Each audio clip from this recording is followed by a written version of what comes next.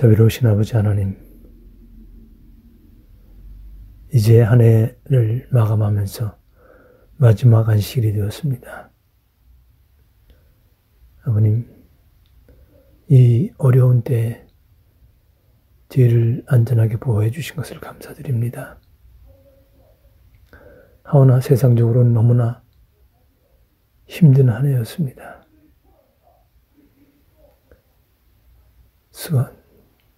우한에서 시작한 재앙이 176만 명이라고 하는 사람들을 사망으로 몰아갔습니다. 미국만 해도 33만 8천 명 이상 생명을 잃었습니다. 그 위에 더욱 엄청난 사실은 하나님께로 나오는 길이 막혀 있다는 사실입니다. 이것은 완전히 사단의 작품입니다. 아버님, 전염병을 막아주시옵소서. 사단의 장난으로부터 놓여나올 수 있도록 은총을 베풀어 주시옵소서. 거짓을 진리로 바꾸어온 이 사단의 속임수에서 인류를 구원해 주시옵기를 기도합니다. 주님, 또한 미국에서 또 한국이 하나님을 두려워하는 지도자들로 나라를 섬길 수 있도록 인도해 주셨길 기도드립니다. 참으로 갈수록 사단의 장난이 심해지고 있는 이때를 살면서 주님 오심을 갈망하고 저희 자신들이 죄와 상관없는 상태로 되어질 수 있도록 하나님의 뜻에 저희들의 삶을 드릴 수 있도록 저희들의 믿음을 더하시고 저희들의 믿음을 확고하게 하여 주시옵소서. 이제 주의 종을 세우셨사오니 말씀의 능력이 있게 하시옵고 그 말씀을 통해서 우리가 새로워지고 변화되며 세상이 바뀌는 놀라운 역사가 일어날 수 있도록 축복하여 주시옵소서. 예수님의 귀하신 성으로 간절히 기도드리옵나이다.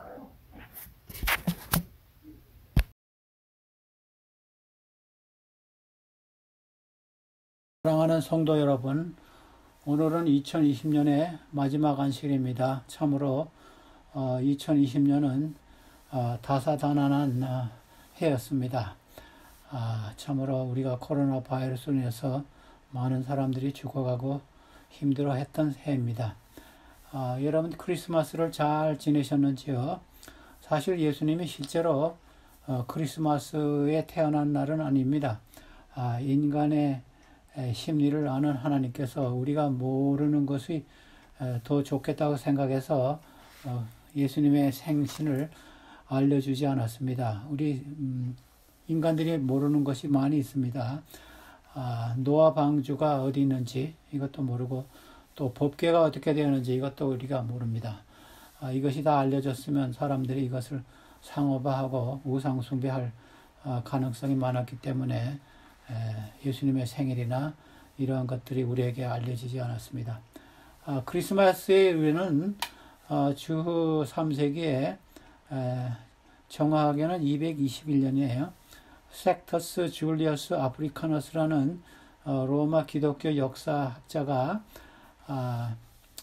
마리아가 3월 25일에 임신해가지고 12월 25일에 예수님을 낳았다 이런 근거 없는 기록을 했습니다. 그래서 그것이 주 336년에 컨스탄티누스 황제가 12월 25일을 예수님의 탄생일로 발표해서 그것이 지금까지 오랫동안 지켜왔습니다. 사실 12월에는 그 당시 다신교 축제가 많이 있어서 미추라라는 신 태양신을 숭배하는 축제들이 12월 말에 많이 있었습니다. 또 동지가 있는 12월 23일에서 이틀이 지나서 태양이 길어져서 이것을 또 축제하기 위해서 다신교와 이방 다신교와 기독교를 혼합시키려는 의도에서 이것이 결정이 됐습니다. 어떤 분들이 저에게 고향이 어디냐고 물으면 저는 굉장히 당황합니다. 왜냐하면 저는 중국에서 태어나서 3살 때 한국에 온 후에 한국에서도 여러 곳에 이사 다녔습니다. 제주도에서도 살았고 그 후에 여러 곳에 이사 다니면서 살았습니다. 그리고 미국에 온 후에도 한 곳에만 정착하지 않고 여러 곳에 다녔기 때문에 제 고향이 어디라고 말할 그런 장소가 없습니다. 그래서 나중에 궁하면 저는 내 본향은 새 하늘과 새 땅이라면서 하늘을 가리키면서 대답을 합니다.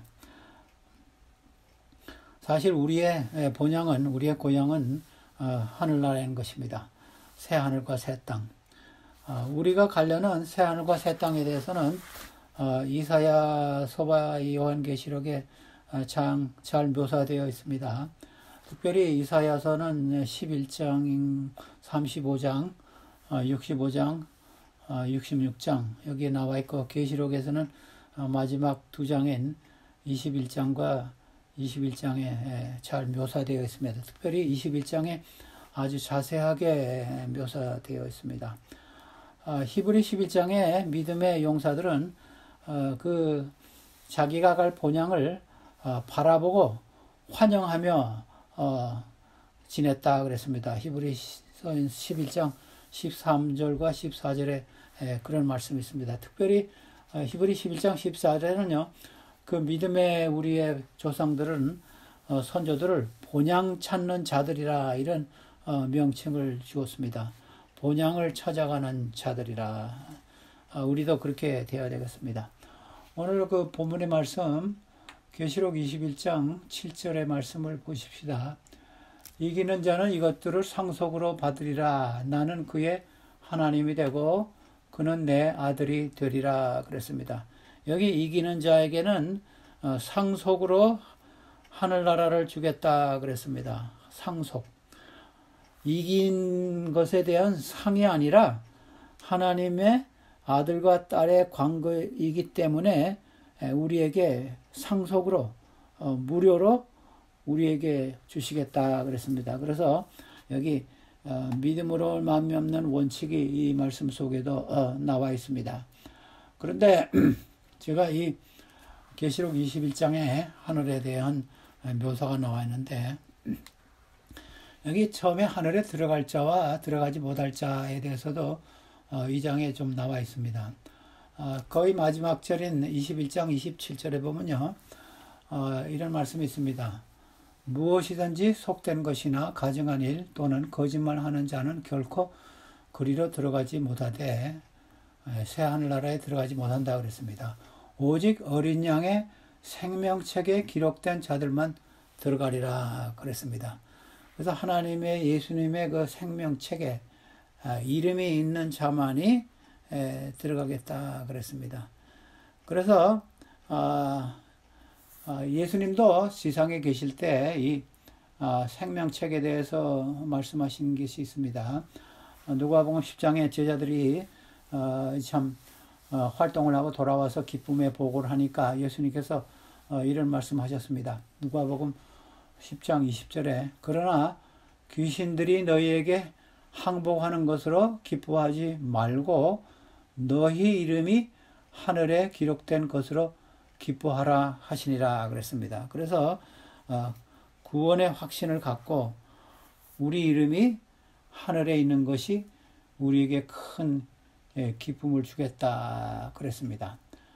그 다음에 또 우리 하늘 도성에 들어갈 자들이 어떤 자격을 갖추냐고 하는 말씀이 요한계시록 22장 14절에 있습니다. 제가 이 킹제임스 성경으로 읽겠습니다.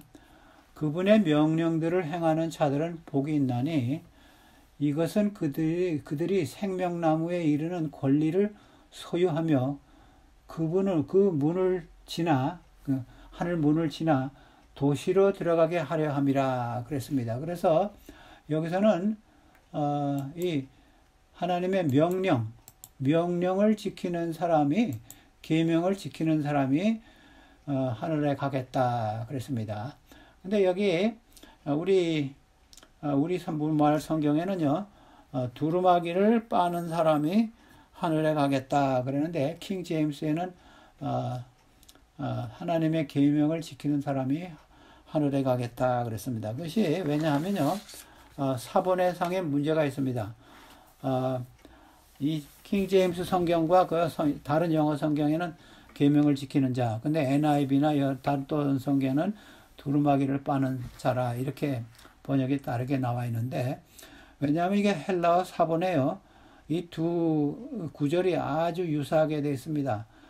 두루마기를 빠는 자는 빤다는 말이 플루논 테스고 그 다음에 계명을 지킨다는 말이 포이언 테스고 그 다음에 두루마기가 스톨라스고 계명이 엔톨라스. 그래서 굉장히 유사합니다. 다른 단어는 꼭 같아요. 그래서 그 숫자역으로 보면 두 가지 사본이 꼭 같이 되어 있습니다. 그래서 두 번역이 다 옳은 것 같습니다. 왜냐하면요 사도 요한이 계시록 12장 17절이나 14장 12절에 하나님의 계명을 지키는 자가 남은 자손이고 성도라 그랬습니다. 또 반면에 계시록 7장 14절에는 어린 양의 피에 옷을 신는 자들이 구원을 받겠다 그랬습니다. 그래서 두 가지 그 해석이 있는데 한글 성경이나 영어 성경에 두 해석 다 저는 옳다고 생각합니다. 계명을 지키는 자나 두루마기를 빠는 자나. 그 다음에 제가 하늘에 들어가지 못할 자들에 대해서도 계시록 21장에 나와 있습니다. 21장 8절에 보면요 여기 8가지 그 항목이 나오는데 21장 8절 그러나 두려워하는 자들과 믿지 아니하는 자들과 흉악한 자들과 살인자들과 음행하는 자들과 점술가들과 우상숭배자들과 거짓말하는 모든 사람들은 불과 유황으로 타는 못에 던지리니 이것이 둘째 사망이라 그랬습니다. 그래서 여기 8가지 그 종목이 나옵니다. 아까 제가 읽은 계시록 21장 27절에는요 3가지 종목이 나오고 그 다음에 다음 장 22장 15절에는 6가지 종목이 나옵니다. 그래서 제가 종목을 이렇게 다 살펴보니까 두려워하는 자, 믿지 않은 자, 그 다음에 살인하는 자, 점성술가, 우상숭배자들, 이 10계명에 저촉이 되는 이 잘못들입니다. 그래서 10계명을 범하는 것들이 자들은 천국에 들어가지 못하겠다 그런 해석을 할 수 있습니다. 근데 특별히 여기 두려워하는 자들과 믿지 않은 자들, 근데 특별히 거짓말하는 자들은 하늘에 들어가지 못하겠다 그랬습니다. 근데 거짓말하는 자들이 이 세 성경절에 다 나와 있습니다. 21장 27절과 21장 8절, 그 다음에 22장 15절. 그래서 이 거짓말하는 것이 굉장히 우리 현대인들은 굉장히 쉽게 생각하는데 이 요한 계시록에는 굉장히 큰 잘못으로 큰 범죄로 아주 생각하는 것 같습니다. 왜냐하면요 이 거짓말하는 것은 열째 계명에 속하는데 가장 쉽게 범할 수 있는 범죄입니다. 이 다른 우상숭배나 살인이나 간음하는 것이나 이런 것에 비해서 아주 쉽게 생각하는 죄인데 요한이나 이 성경은 그렇게 생각하지 않은 것 같아요. 예수님도요 그 이유가 있습니다. 요한복음 8장에서 예수님께서 이런 말씀하셨습니다.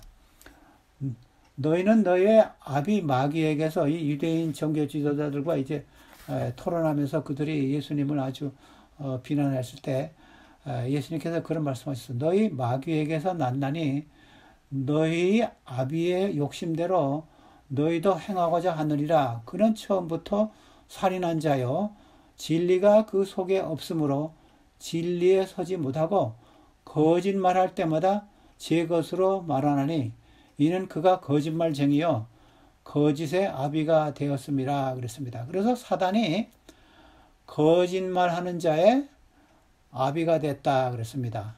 The father of the lies. 그래서 이 아담과 해와를 속일 때부터 거짓말을 시작해서 거짓말을 시초로 한 사람이고 거짓말의 아비가 되었다 그랬습니다. 그래서 성경에서는 이 거짓말을 굉장히 중범죄로 여기 계시록에서 다루었습니다. 계시록 21장 1절 보십시다. 내가 새 하늘과 새 땅을 보니 처음 하늘과 처음 땅이 없어졌고 바다도 다시 있지 않더라 그랬습니다. 계시록 20장에서요 하늘에서 이 성도들이 1000년을 지나고 땅에서는 사단과 그 부하들이 사단에서 이 땅에서 1000년을 지난 다음에 1000년이 지난 후에 이제 새 하늘과 새 땅이 이제 하늘에서 내려옵니다. 내려올 때 이것이 계시록 20장은 죄가 소멸되는 장입니다. 그 다음에 창세기 3장은 죄가 들어오는 장이에요. 그래서 창세기 3장과 요한계시록의 마지막 셋째 장인 20장은 굉장히 유사한 장입니다. 여기 요한이 반모섬에서 이제 큰 바다 가운데서 홀로 고독한 가운데 이 묵시를 보았습니다. 그래서 바다는 고독과 이별의 상징이 되었습니다. 그래서 여기 새 하늘과 새 땅에는 바다가 없었다 그랬습니다. 우리가 살 곳은 새 하늘과 새 땅입니다. 그래서 땅이 마지막에 나옵니다. 그래서 마태복음 5장에 보면 온유한 땅을 유업으로 받을 것이요. 예수님도 그런 말씀을 하셨습니다. 여기 그 다음에 하늘에서 내려오는 그 광경이 계시록 21장 그 다음 절에 나옵니다. 또 내가 보매 거룩한 성 새 예루살렘이 하나님께로부터 하늘에서 내려오니 그 준비한 것이 신부가 남편을 위하여 단장한 것 같더라 그랬습니다. 여기 찬란하고 아름다움을 표현하기 위해서 아마 이 요한이 참 이 단어가 이 형용사가 부족한 것 같아요. 그래서 신부가 이 남편을 위해서 결혼식에 그 단장한 것 같이 아주 찬란하고 화려하고 아름다운 것으로 묘사했습니다. 근데 그 다음 절에 보면요, 이 광경을 보고 있는데 크게 소리가 났습니다. 21장 3절에 보면 내가 들으니 보좌에서 큰 음성이 나서 이르되 보라 하나님의 장막이 사람들과 함께 있음에 하나님이 그들과 함께 계시리니 그들은 하나님의 백성이 되고 하나님은 친히 그들과 함께 계셔서 그랬습니다. 그래서 큰 음성으로 하나님께서 친히 사람들과 함께 구원 얻은 성도들과 함께 계시겠다.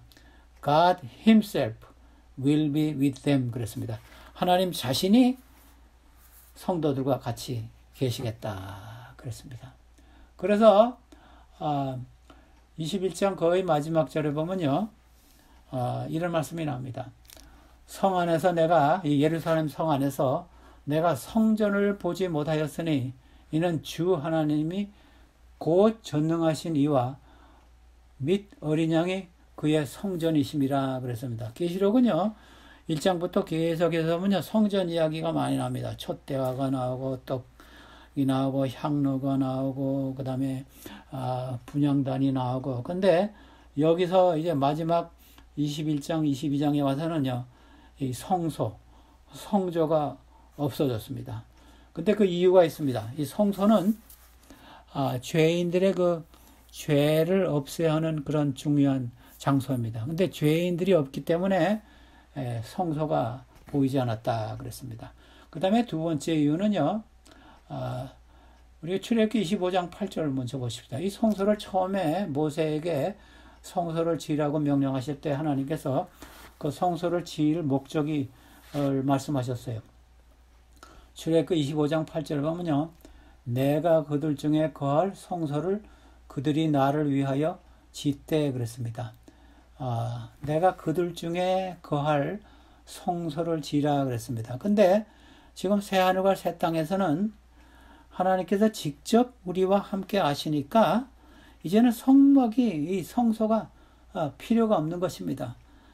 이제는 장막이 구원 얻을 자들과 함께 계시는 하나님이 계시기 때문에 이제는 더 이상 성소가 필요 없습니다. 그래서 이제 죄가 없어지고 이제 아담과 해와의 때같이 하나님과 직접 교통하고 직접 대화하는 때가 되었습니다. 그래서 창조의 그 에덴의 회복으로 다시 돌아가는 것입니다. 그 다음 절 21장 4절 보십시다. 여기 보면요, 아주 굉장히 감명 깊은 말씀이 여기 나옵니다. 모든 눈물을 그 눈에서 닦아주시나니 다시는 사망이 없고 애통하는 것이나 곡하는 것이나 아픈 것이 다시 있지 아니하리니 처음 것들이 다 지나갔습니다. 그랬습니다. 여기 보면요, 성경에 가끔 그런 묘사들이 몇 군데 있는데요. 마태복음에도 있고 이사야에도 있는데 하나님의 어머니 같은 그런 역할을 하시는 것 같아요. 여기서 하나님께서 우리의 눈물을 닦아주신다 그랬습니다. 세상에서 예수님을 위해서 하나님을 위해서 참 우리가 많은 고생을 했다, 어려움을 당했다. 근데 그것을 하나님께서 위로하시면서 눈물을 닦아준다 그랬습니다. 1800년대, 1854년대 영국에서 이 크리미안 전쟁이 있었습니다. 그때 이 빅토리아 여왕이 그 당시의 왕이었는데 빅토리아 여왕은요, 이 군인들의 가족을 잘 돌보는 아주 훌륭한 여왕이었습니다. 근데 하루는 군인들에게 훈장과 메달을 달아주기 위해서 군인들을 모았습니다. 그래서 모았는데 한 사람 주는데 한 사람이 두 다리를 잃은 군인이 있었습니다. 이 군인이 자기를 좀 여왕 앞으로 데려달라고 소리를 쳤습니다. 그러니까 이 여왕이 그 군인을 보고 직접 내려와서 그 군인에게 나의 용감한 군인이여, 나의 용감한 군인이여, my brave soldier, my brave soldier 하면서 메달을 그 두 다리를 잃은 군인에게 달아줬습니다. 근데 그 군인에게 메달을 달아주면서 이 여왕이 눈물을 흘렸습니다. 근데 이 메달을 받은 이 두 다리를 잃은 군인이 그 후에 다른 사람들에게 가서 그 받은 메달 이야기는 하지도 않고 여왕의 눈물이 나에게 충분한 보상이 되었다 그러면서 자랑하면서 다녔습니다. 아마 하나님께서 우리의 눈물을 닦아주실 때도 아마 하나님께서도 눈물을 흘리지 않으실까 저는 그런 생각도 합니다. 구속사업을 마치시고 모든 것이 완성된 기쁨을 보시면서 참 하나님께서도 친히 눈물을 흘리지 않으실까. 또 우리의 눈물을 씻어주신다 그랬습니다. 사망이 없고 애통한 것이 없고 곡하는 것이나 아픈 것이 다시 없다 그랬습니다. 처음 것들이 다 지나갔습니다. 이사야에서는요, 이사야 65장에도 새하늘과 새 땅에 대한 기사가 나오는데 65장 19절에 보면요, 내가 예루살렘을 즐거워하며 나의 백성을 기뻐하리니 우는 소리와 부르짖는 소리가 그 가운데 다시는 들리지 아니할 것이며 그랬습니다. 여기서 이런 곡하는 대신에 기뻐하는 소리, 이런 것이 즐거워하는 소리가 나오겠다 그랬습니다. 참 얼마나 아름다운 광경입니까? 그 다음 계시록 21장 5절에 보면요, 보좌 앉으시니가 이르되 보라 내가 만물을 새롭게 하노라 하시고 또 이르시되 이 말은 신실하고 참되니 기록하라 하시고, 이 하늘에 대한 이야기를 하면요, 어떤 사람들은요 이것을 하나의 신화나 아니면 무슨 소설 이야기 같은 그런 이야기로 생각하는 사람들이 있습니다. 그게 진짜 그런 일이 일어날까? 그래서 여기 그런 말씀이 나온 것 같습니다. 이 말은 신실하고 참되니 기록에 두라. 그래서 heaven is real. 하늘은 실제로 있는 것이다. 이것은 무슨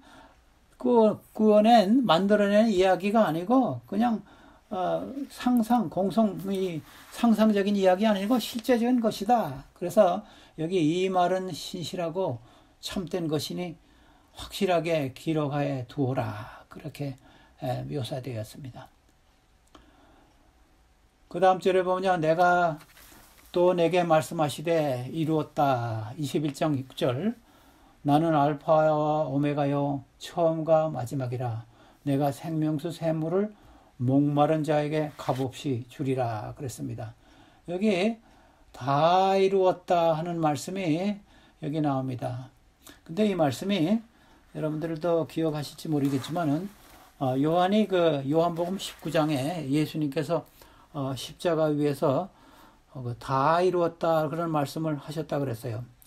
누가복음 19장 30절입니다. 이 같은 요한이 왜 그때 다 이루었다 하시고 또 우리 창세기 2장 1절에 창조 후에도 다 이루었다 그 말씀이 창세기 2장 1절에 나옵니다. 근데 많은 분들이 요한복음 19장에 다 이루었다 했는데 그 다음에 뭐가 있겠느냐, 심판이 있고 무슨 멸망이 있고 이런 게 있겠느냐 그렇게 주장하는 사람도 있는데, 사실 요한복음 19장에 다 이루었다는 말씀은 예수님의 구속사업에서 내가 할 희생의 일을 다 이루었다 그런 의미입니다. 그래서 계시록 21장 6절에 나오는 다 이뤘다가 진짜 구속사업이 완성된 다 이루었다 이것입니다. 왜냐하면 이 후에는 죄가 다시 없기 때문에, 죄와 그 사망이 없고 모든 것이 다 깨끗이 이루어졌기 때문에 완전히 이 계시록 21장 6절에 다 이뤘다는 진짜 다 이루어진 것입니다. 많은 분들이 이 말씀을 좀 오해하는 분들도 있어 제가 말씀드렸습니다. 그 후에 이제 계시록 21장 9절에부터 한 21절까지는 새 예루살렘 성에 대한 묘사가 있습니다. 거기 보면 12문이 있고 이스라엘 자손의 12지파가 이름이 있고 동서남북에 문이 3개씩 있고 그 문은 진주문으로 되어 있고 그 다음에 12기초석이 있는데 12사도의 이름이 있고 그 다음에 보석으로 되어 있고 기름은 정금이고 벽은 진주고, 또 이 말씀이 제가 이건 너무 아주 자세하게 9절부터 21절까지 기록되어 있는데 제일 중요한 거 한 절만 좀 읽겠습니다. 16절의 말씀은요, 그 예루살렘 성에 대한 묘사인데 그 성은 네모가 반듯하며 길이와 너비와 같은지라. 그 갈대자로 그 성을 측량하니 12,000 스타디온이요 길이와 너비와 높이가 같더라 그랬습니다. 근데 길이와 넓이와 높이가 같다 그래서 굉장히 좀 이상한 건물 같죠. 근데 이 말씀은 잘 균형된 건물이라 이렇게 해석하는 것이 좋을 것 같습니다. 왜냐하면 이것은 지성소 할 때도 이게 큐빅 모양으로 됐는데 아주 유사합니다. 지성소하고도. 근데 여기 특별히 12,000 스타디온이라 그러는데 이것을 요새 우리가 환산해 보면요 한 1,400마일입니다. 근데 1,400마일이고 한국 킬로미터는 2,200킬로미터인데 여러분들이 캘리포니아에서 저 남쪽에서 북쪽으로 가면 그 길이가 한 800마일 정도 됩니다. 근데 이것은 1,400마일이 한 면인지 아니면 둘레인지 그것은 정확하지 않습니다. 근데 이게 왜 엄청나게 이렇게 큰 도시, 새 예루살렘 도시가 있을까? 예수님께서 요한복음 14장 2절에 그 재림의 허락이 나오잖아요. 내 아버지 집에 거할 것이 많도다 그랬습니다. In my father's house are many mansions 그랬어요. 우리 다른 성경에는 many dwelling places 그랬어요. 근데 요한이 지금 이런 말을 할 것 같습니다. 하늘은 우리가 들어가기에 넉넉하게 충분한 자리가 있다. 이렇게 큰 도시, 예루살렘 도시고 뭐 성 밖에도 우리 구원받은 사람들이 살겠죠. 그래서 이렇게 큰 도시인데 어떤 분들은 그래요. 하늘은 10,000원이다. 그렇게 하는 사람도 있는데, 지금 요한이 말씀하라는 건 이겁니다. 정확한 그 1400마일의 도시라기보다도, 하늘은 우리가 충분히 가서 거할 집과 장소가 충분하게 있다. 그러니까 우리가 구원의 반열에 다 참여합시다. 이런 요한이 지금 그런 말씀을 하는 것 같습니다. 실제적인 거리라고 마일이나 크기라고 생각해도 뭐 틀리지는 않습니다. 근데 제 생각에는 상징적으로 아주 이렇게 거대한 예루살렘 성이 우리를 위해서 준비되어 있다. 그래서 요한복음 12장 2절에 내 아버지 집에 거할 것이 많도다 하는 그 말씀을 여기서 요한이 실제적으로 다시 말해주는 것 같습니다. 21장 23절에 보면요, 이런 말씀이 있습니다. 그 성은, 예루살렘 성은 해나 달의 비침이 쓸데없으니 이는 하나님의 영광이 비치고 어린 양의 그 등불이 되심이라 그랬습니다. 그래서 회복된 예언에는요, 하나님 자신, 예수님이 빛이 되시기 때문에 해와 달이 필요가 없다 그랬습니다. 그래서 창세기 1장 2절에 그 상태로 다시 돌아가는 것입니다.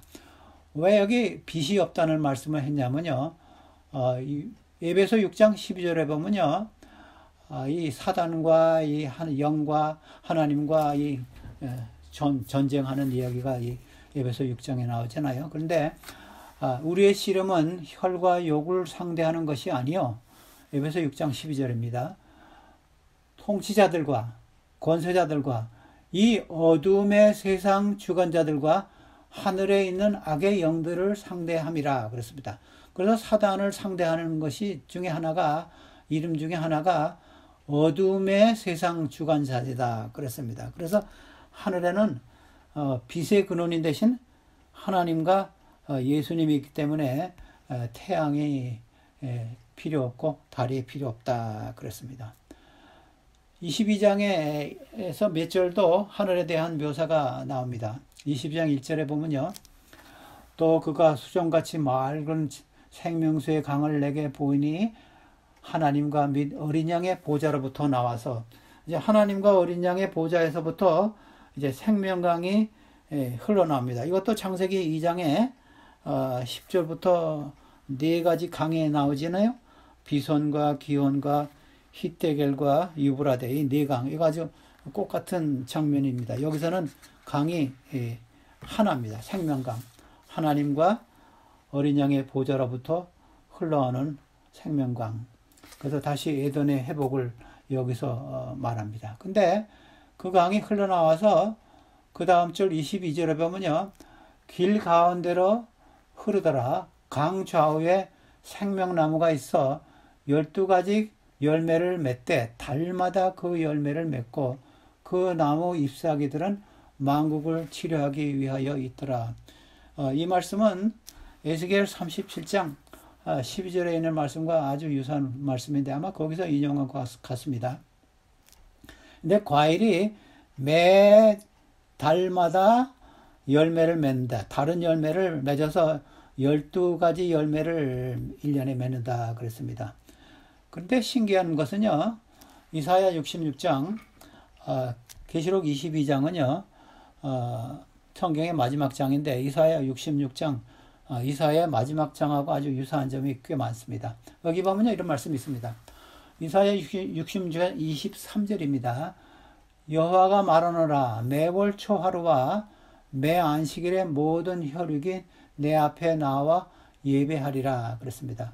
그래서 여기 하늘에 가서요, 매 초하루하고 매 안식일에 예배드린다 그랬습니다. 그래서 여기 이렇게 좀 생각할 수 있습니다. 우리가 매 초하루, 매 월삭에 예배하러 갔다가 나올 때 매달 다른 열매를 가지고 나온다. 그래서 12마다 매 12마다 다른 열매를 맺는 때 우리가 매 월삭에 예배하고 나올 때 다른 열매를 가지고 나가면서 아마 먹게 될 것이다. 그런 생각을 합니다. 그래서 또 잎사귀가 치료하는 잎사귀라 그랬습니다. 어떤 분이 이 말씀을 가지고 잎사귀가 그 치료하는 약이 된다 그래가지고 제가 책을 쓴 걸 한번 봤는데 굉장히 타당성 있는 책이더라고요. 그래서 우리 이 세상에 이 천연 치료하는 분들이 이 잎사귀를 가지고 많은 치료를 하는 것을 봤습니다. 열매나 뭐 뿌리 가지고도 하지만 여기 그래서 잎사귀가 치료하는 열매라 치료 이 근원이 된다 그랬습니다. 치료하는 잎사귀. 22장 4절 보면요. 그 다음 절을 보면요. 그의 얼굴을 볼 터이여 그의 이름도 그의 머리에 있으리라. 아마 예수님의 얼굴을 보겠다 그랬습니다. 또 예수님의 이름이 우리 이마에 있으리라. 이마에 있다는 것은 항상 예수님을 우리가 생각한다는 성도들이겠죠. 예수님을 생각하는 사람들. 근데 특별히 우리가 예수님의 얼굴을 보겠다 그랬습니다. 어떤 그 주일학교 선생이 아이들에게 너희들이 하늘에 가서 무엇이 가장 기쁨을 가져올까요? 이렇게 질문하니까 학생들이 손을 들고 금거리, 그 다음에 생명나무의 맛, 포도원을 가꾸는 것, 아마 검은 고를 타는 것, 뭐 이런 대답을 하니까 한 소녀가 손을 들고 제일 마지막에 저는 예수님의 얼굴을 보는 것이 제일 기쁨이 되겠습니다. 이것이 최고의 가장 맞는 대답 같습니다. 우리의 예수님을 우리가 보게 될 것입니다. 우리 스펄전이라는 목사님은요, 이 말씀을 보가지고 조금 익살스러운 말을 했습니다. 제가 그분이 그랬어요. 그 목사님이 내가 하늘에 가면 내가 예수님을 볼 차례가 되면요, 한 300년 동안 예수님을 얼굴을 보고 있을 텐데 내 뒤에 사람들은 좀 기다려야겠다 그랬습니다. 참 우리가 예수님의 얼굴을 보는 것이 우리의 최대의 기쁨이 되겠습니다. 근데 우리가 하늘에 가서 뭘 하겠습니까? 뭐 검은 것도 타고 이사해 보면요, 우리가 농사도 짓고 집도 짓고 뭐 여러 가지 일을 하겠는데, 근데 이사야 64장 4절에 보면요, 이런 말씀이 있습니다. 주 외에는 자기를 앙망하는 자들을 위하여 이런 일을 행하신 이를 옛부터 들은 자도 없고 귀로 들은 자도 없고 눈으로 본 자도 없었나이다 그랬습니다. 하나님께서 하나님을 앙망하는 자들을 위해서 준비하신 것이 우리가 들어보지도 못하고 보지도 못한 것, 이런 것을 하나님께서 준비하시겠다 그랬습니다. 근데 꼭 같은 말씀을 사도 바울이 고린도전서 9장에 2장 9절이죠. 그렇게 묘사했습니다. 거기서는 하나님을 앙망하는 자라 그러지 않고 하나님을 사랑하는 자라 그렇게 옮겼습니다.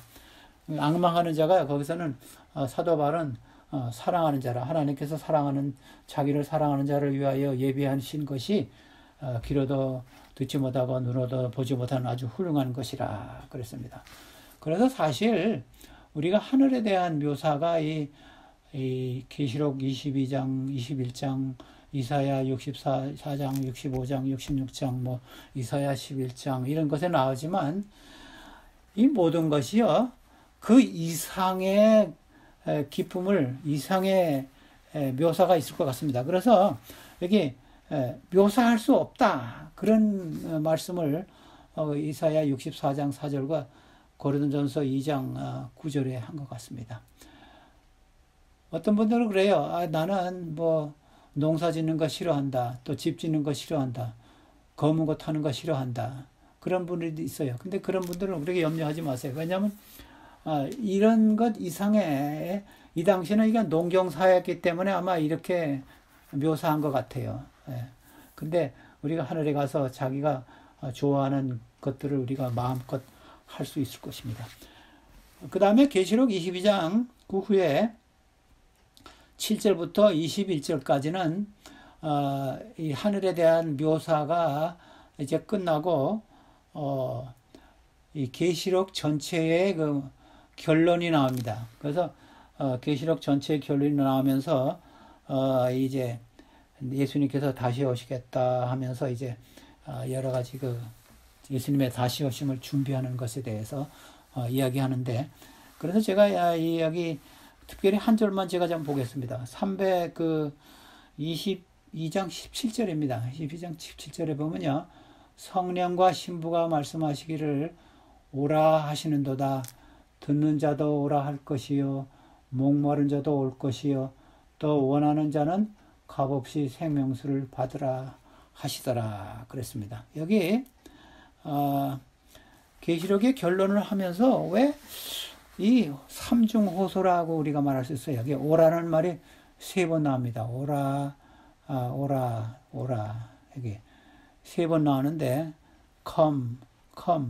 근데 이 오라고 부르짖는 분이 성령과 신부라 그랬습니다. 근데 성령은 우리가 이해할 수 있어요. 성령은 성령이시죠. 근데 신부는 누굽니까? 성경에 여러 번 나오지만 계시록 19장의 7절에도요. 신부는 어린 양의 신부는 우리입니다. 그래서 여기서 우리에게 계시록 마치면서 우리에게 사명을 주신 것 같아요. 우리가 성령의 도우심으로 나가서 사람들에게 호소하라는 겁니다. 오라. 듣는 자도 오라 할 것이요, 목마른 자도 올 것이요, 또 원하는 자는 값없이 생명수를 받으라 하면서 이 다른 사람에게 나가서 호소하라는 그 명령이 22장 17절에 나옵니다. 근데 저는 이 킹제임스 버전에는 여기 마지막에 원하는 자는 누구든지 그랬어요. whosoever 그랬어요. 근데 이 말씀이 요한복음 3장 16절의 말씀과 똑같아요. 누구든지. 그래서 이 요한이 하나님의 말씀을, 이 성경을 마치면서 마지막에 우리에게 성령과 함께 우리는 신부로서 다른 사람에게 나가서 이렇게 오라고 이 하늘나라에 같이 갑시다 하면서 이렇게 초청하라고 3번이나 호소했습니다. 오라. 원하는 자는 누구든지 값없이 생명수를 받으라. 그래서 초청하면서 우리가 세상에서는 초청하면 초청한 받은 다음에 돌아가지요. 근데 여기서는 돌아가지 않습니다. 하늘나라에 그냥 영원히 사는 것입니다. 참 우리에게 주신 이런 놀라운 하늘나라를 우리가 생각하면서 히브리 11장이나 나온 말씀과 같이 본향을 찾는 우리 성도 여러분 되시기를 간절히 바랍니다. 우리 기도하고 마치겠습니다. 하늘에 계신 우리 아버지시여, 이제 2020년의 마지막 안식일이 이제 다 맞춰갑니다. 주님께서 우리를 예비해서 주신 영원한 본향에 대해서 우리가 확실한 말씀 감사드립니다. 우리에게 거할 것이 많다고 하신 하나님의 그 말씀도 참으로 우리에게 감사합니다. 또 우리의 하나님과 우리의 구주신 예수님과 성령님께서 친히 우리에게 오라고 이 구원의 초청을 하신 이 약속을 우리가 믿습니다. 그날이 속히 오기를 바랍니다. 성령이 함께 하셔서 우리의 그 다른 사람을 위해서 초청하는 일에 함께 하셔서 우리가 믿음의 선조들과 같이 본향을 찾고 사모하는 자가 되게 해 주시옵소서. 저무는 2020년의 어려운 중에 우리를 보호하심을 인하여 감사드립니다. 이제는 하나님의 사랑과 예수님의 은혜와 성령의 교통하심이 우리 사랑하는 모든 성도들에게 이제로부터 영원히 항상 함께 하시기를 우리 주 예수님의 이름으로 간절히 기도드리옵나이다. 아멘.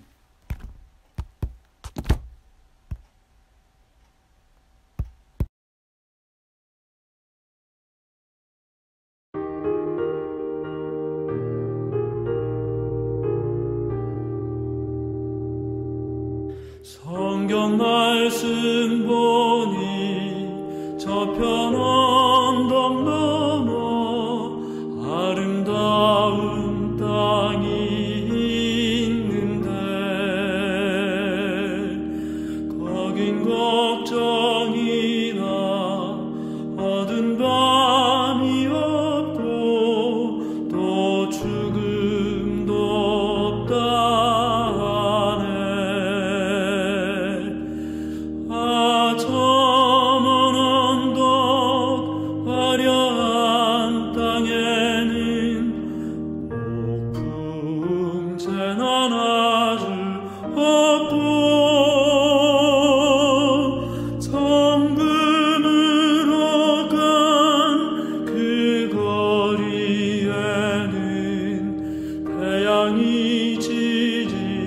아니하네.